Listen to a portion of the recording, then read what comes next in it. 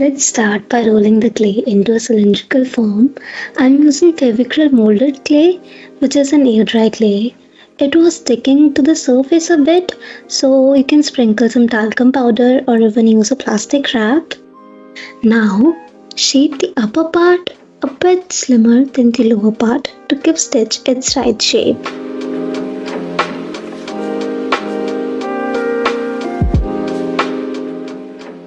For the legs, we'll roll out the clay into a cylinder and make the knee area just a little wider. We'll stretch the bottom part out slightly and curve it to form the feet.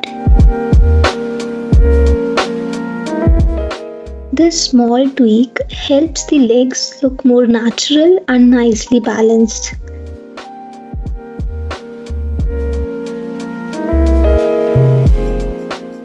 We'll repeat the same process for the other leg. It was a bit of a challenge to make both the legs look symmetrical and identical, so I keep comparing them to the body for the right height and proportion. For the hands, we'll do the same. Roll out the clay into a cylindrical shape, making the upper arm slightly slimmer than the forearm. Remove any excess clay if needed.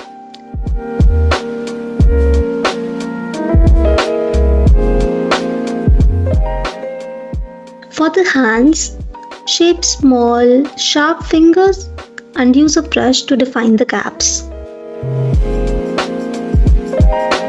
I'm pinching out the clay to make it look really pointy and sharp.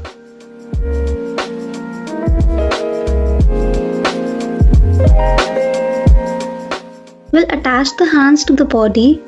I'm also using a tad bit of water to smoothen out the curves.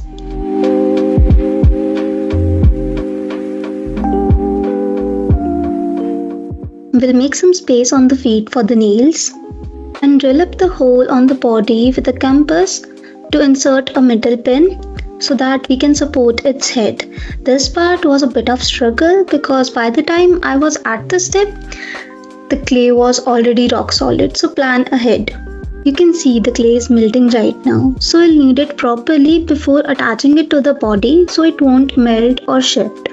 For some parts it's better to use soft clay and for some it's better to knead it more to make it little hard so that the clay can retain the shape really good. The chin area of stitch face is so distinct, so I'm putting up a line using the compass and will then lift it a bit to avoid any sad expression.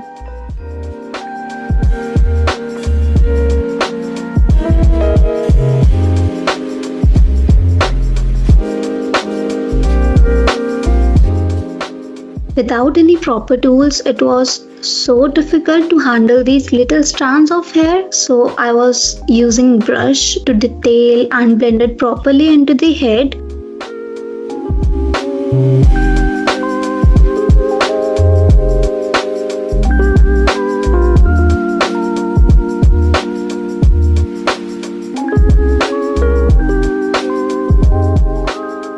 Blending is the key which I learned on this project.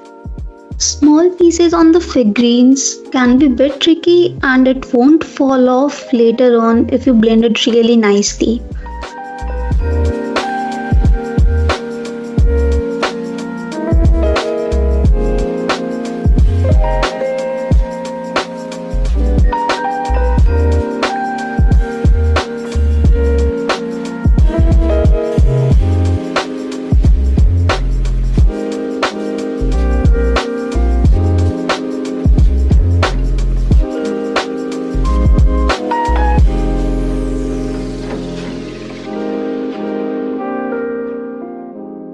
For the chin, I added a flat piece of clay and blended it down to the chest area to make it look more natural and sturdy.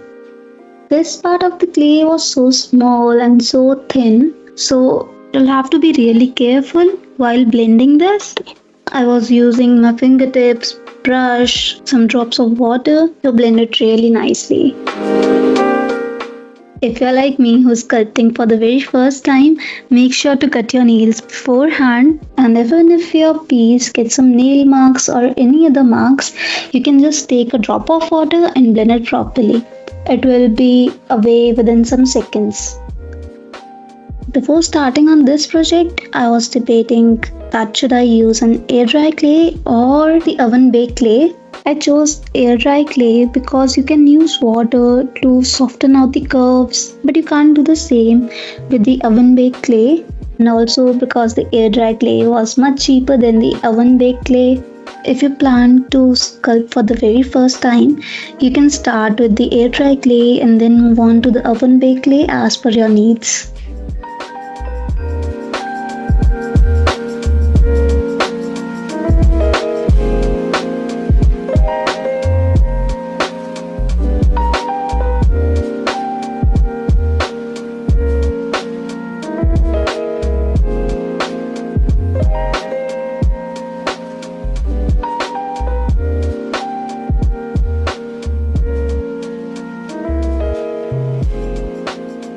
For ears, we'll flatten out a circular piece of clay and cut it from the half. We will use this point for the top part of the ear and overlap this and this part like this to give it round shape.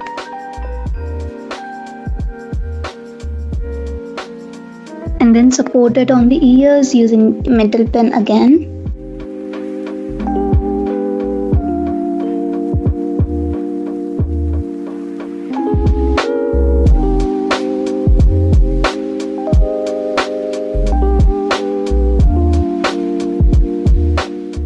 After the figure dried, I painted 2 coats of white paint as a base. You can even use white gesso. And oh, I forgot to hit the recording. You can even see paint on my hands right now.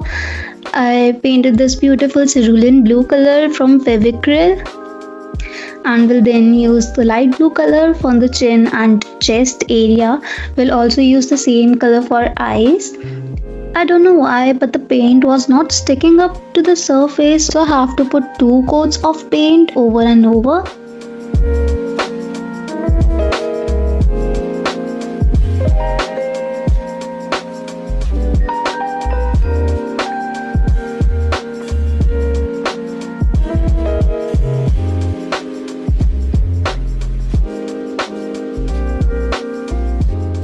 While painting the eyes, tracing it beforehand while the clay was raw really helped out.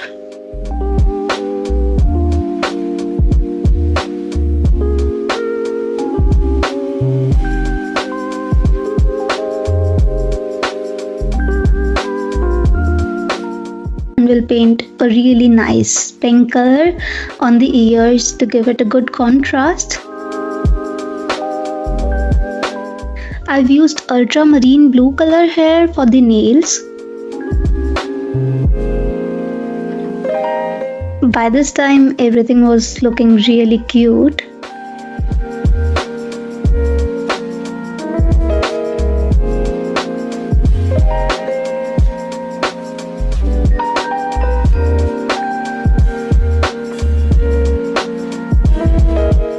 To make it look more natural, we'll paint some random lines on the back. I traced out the eyes with a black pen to be double sure. And then instead of using a brush, I used an empty pen to paint up the eyes and every detail. And that's it. It turned out super cute. Let me know what you think and what should I try making next. Tada!